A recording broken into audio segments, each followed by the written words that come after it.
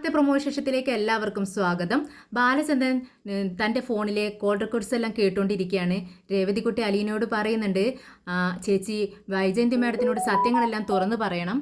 22 വർഷങ്ങൾക്ക് മുൻപ് നിങ്ങൾ പെറ്റുതള്ളിയ സന്തതിയാണ് താനെന്നും നിങ്ങളെ കാണാനും അമ്മയെന്ന് വിളിക്കാനുമുള്ള ഒരു കൊതി കൊണ്ടാണ് ഞാനിവിടെ വന്നതെന്നുമുള്ള സത്യം ചേച്ചി തുറന്നു പറയണമെന്ന് പറയാണ്. ഇത് കേട്ടതും ബാലചന്ദ്രൻ ആകെ തകർന്നു പോവാണ്. അവിടെ കാണുന്ന സാധനങ്ങളെല്ലാം അടിച്ച് തകർക്കുന്നുണ്ട്. സമനില തെറ്റിയതുപോലെ ആവുന്നുണ്ട് ബാലചന്ദ്രൻ.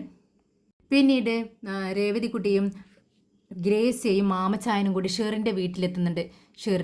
ഷെറിൻ അകത്തു നിന്നും ഒരു ഭ്രാന്തിയെ പോലെ ഓടി വരികയാണ് ഇവരുടെ അടുത്തേക്ക്. ഷെറിനെ ഈ ഒരു അവസ്ഥയിൽ കാണുമ്പോൾ അവർക്ക് ഒരുപാട് വിഷമാവുന്നുണ്ട്. രേവതിക്കുട്ടി എഴുന്നേറ്റ് നിൽക്കുന്നുണ്ട്. രേവതിക്കുട്ടിയെ കണ്ടതും ഷെറിൻ അവളുടെ നേരെ കൈ നീട്ടിക്കൊണ്ട് പറയുന്നുണ്ട്, ഇവളാ എൻ്റെ കുഞ്ഞിനെ തട്ടിക്കൊണ്ടു പോയത്. കണ്ടില്ലേ, ഇവരെല്ലാം എന്നെ കൊല്ലാനായി കൊണ്ടുപോവുക. നീ എല്ലാവരോടും പറയണം ഷെറിനെ എല്ലാവരും കൂടി കൊന്നെന്ന്. നീയാ എൻ്റെ കുട്ടിയെ തട്ടിയെടുത്തത് എന്നിങ്ങനെ പുലമ്പിക്കൊണ്ടിരിക്കുകയാണ്. അപ്പോഴേക്കും അകത്തു നിന്നും അവരുടെ ചേട്ടനും ഒരു പെൺകുട്ടിയും വന്ന് അവളെ പിടിച്ചുകൊണ്ട് പോകുന്നുണ്ട്. കാണുന്ന സമയത്ത് നമ്മുടെ രേവതിക്കുട്ടിക്ക് ഒരുപാട് വിഷമമാവാണ്. വീണ്ടും വീണ്ടും അവളെ തന്നെ ഷെറിനെ തന്നെ നോക്കി നിൽക്കുകയാണ് രേവതിക്കുട്ടി. എന്നിട്ട് എല്ലാവരോടും പറയുന്നുണ്ട്, എന്താ ഇങ്ങനെ ഷെറിൻ ചേച്ചിക്ക് എന്ത് പറ്റി ആൻറ്റി എന്നിങ്ങനെ ചോദിക്കുകയാണ്.